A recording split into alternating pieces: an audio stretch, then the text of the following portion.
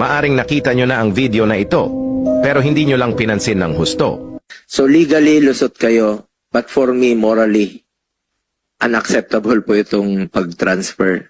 Marami pang naghihingalo ng mga kababayan natin. Walang pambayad sa hospital. But Senator, I am just an ordinary member of this government. I was asked to do something. How can I go against it, Sa sir? lahat ng magiging desisyon mo, isipin mo parate yung mga mahirap, yung mga pasyenteng naghihingalo na walang pambayad. Isipin mo lang parate yan. Isipin mo lang parate. Thank you for that, Senator. Then, Senator, one more thing before I read my very brief opening statement. No,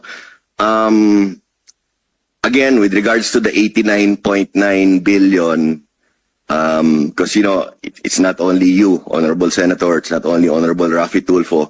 Everyone is texting me, calling me, saying, ba't hindi mo inisip yung health concerns ng mga tao, pera ng health yan, bakit mo ginagawa yan? Again, I want to reiterate to this honorable committee and to everyone here in this room, I received a directive, which emanated from a cabinet meeting led by President Marcos, asking me to remit the 89.9 billion. So like a good soldier, I am following.